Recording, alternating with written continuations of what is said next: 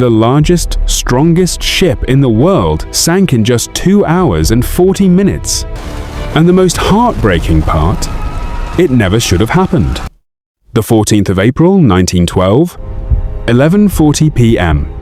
In an ocean that was as calm as glass, the Titanic suffered its final, fatal collision. But this wasn't just an accident. It was a chain of 7 completely different mistakes, and if even one of them hadn't happened, the Titanic wouldn't be in the history books today. What were those 7 mistakes? Today, I'm going to tell you one by one. The setup.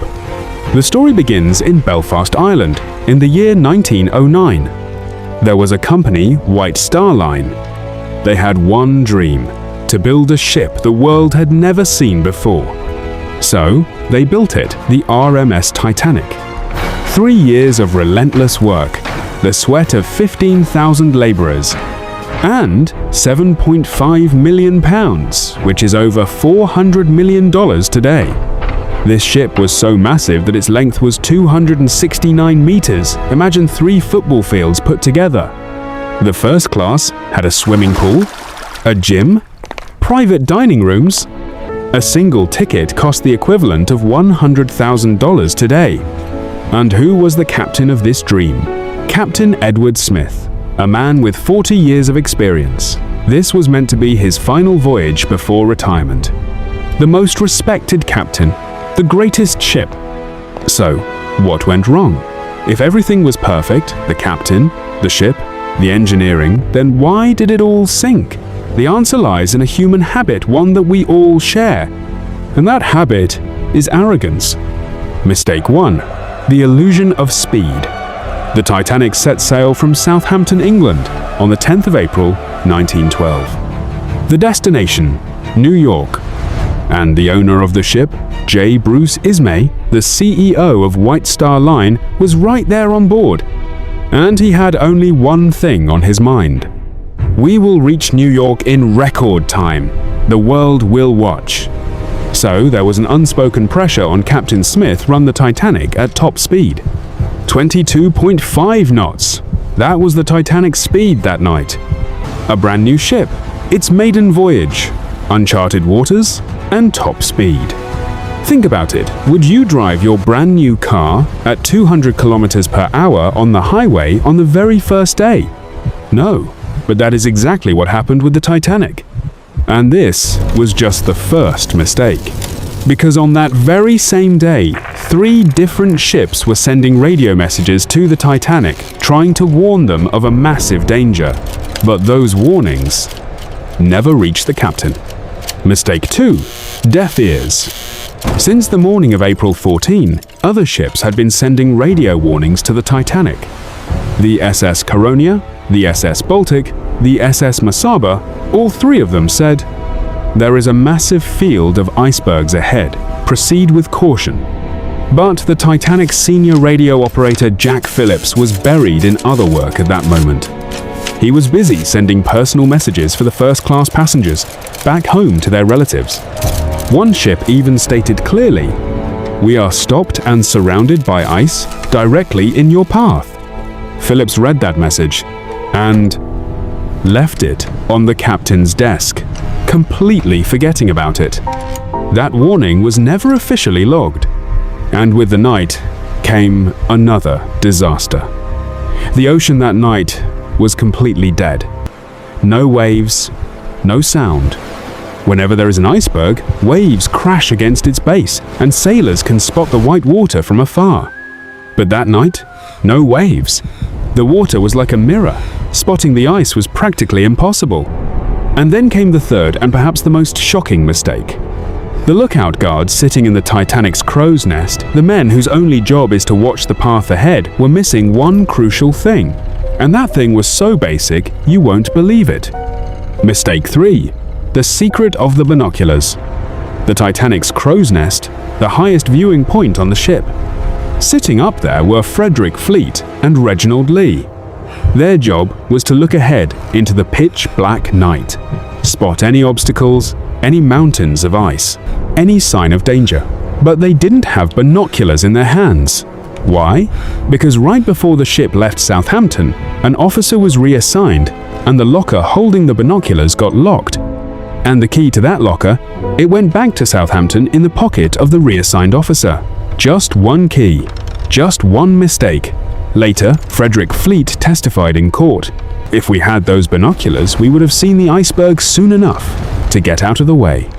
One pair of binoculars, one key, and 1,500 lives.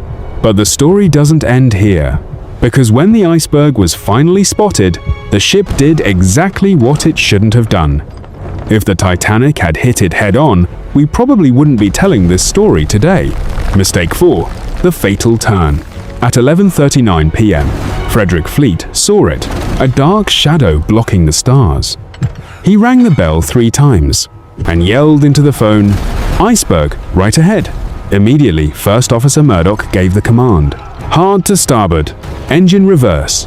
The massive ship slowly started turning, but 37 seconds.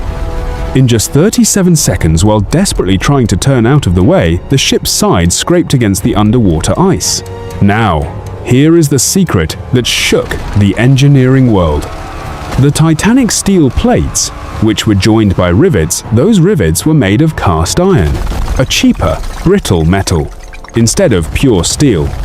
When the immense pressure of the ice hit those plates, those iron rivets popped off one by one like popcorn. The seams split open, and the water found its way in. And now begins the story that truly breaks the heart. Because by this point, Captain Smith knew this ship was going down, so he had only one job left: evacuate the ship. But then he realized a truth that shook him to his core. Mistake 5. Only 20 lifeboats. On board the Titanic that night, there were 2,224 people. Passengers, crew, everyone. And how many lifeboats were there? Only 20. Those 20 lifeboats could hold a maximum of 1,178 people. For the remaining 1,000 plus people, there was absolutely zero space. And the most infuriating part? Even those 20 lifeboats weren't fully loaded. Why? Because the officers incorrectly believed that filling them to capacity would snap the ropes and drop them into the sea. The very first lifeboat had a capacity of 65. It was lowered with only 28 people inside. And on the other side of the ship, the third-class passengers, the gates leading up to the deck, were locked on them. First-class men survived. But the women and children of the third class, they were left behind to face the freezing ocean. And when the ship's final moments arrived, something happened that still brings tears to people's eyes today. The ship's band played on, right to the very end. At 2:17 a.m., the lights flickered and died. The entire ship plunged into darkness. And then what happened next was pure engineering horror. The front half of the Titanic was entirely submerged, but the back half, it rose straight up out of the water, pointing at the night sky. The incredible weight of this massive ship became hyper-concentrated on one single stress point until the ship snapped. With a terrifying, deafening roar, it broke into 2 pieces. And then, both sections, one after the other, plunged 3,800 meters deep down to the pitch-black ocean floor. The water outside was -2 degrees Celsius. In water that cold, a human being cannot survive for more than 15 minutes. 1,500 people were in that water that night. The half-empty lifeboats watched from afar. Most of them refused to row back, terrified that the drowning, panicking crowd would capsize their small boats. And Captain Edward Smith? He never abandoned his post. He went down with his ship. Before the ship sank, the 8 musicians of the Titanic stood together on the deck. They played for the passengers, to minimize the panic, to give people a brief moment of peace. In their final, terrifying hour, they kept playing. As the freezing water washed over their feet, they kept playing. As people were screaming around them, they kept playing. Right to the end. None of them survived. Not a single musician made it out alive that night. They stayed on duty until their final breath. The sinking of the Titanic wasn't caused by any one single thing. It was a deadly chain reaction. Arrogance pushed the speed. Speed caused the warnings to be ignored. Warnings were ignored because the operator was busy. There were no binoculars because a key was left behind. The rivets failed because corners were cut. Lifeboats were scarce because no one even considered the impossible. And the root cause of it all? The blind belief that not even God himself could sink this ship. That's why the Titanic didn't sink. Arrogance sank. And whatever happened that night deep in the abyss, that ship still lies there today. Quiet, silent, as if whispering a reminder to the world above. I didn't sink, I sank myself. If this story kept you on the edge of your seat, do one thing right now. Hit that like button and subscribe to Zentory, because every single week we unearth a story exactly like this buried deep in the pages of history, and we bring it back to life right in front of your eyes. And one more thing, let me know down in the comments. If you were on the Titanic that night, what would you have done? I read every single comment. I'll see you in the next story. Until then, thank you.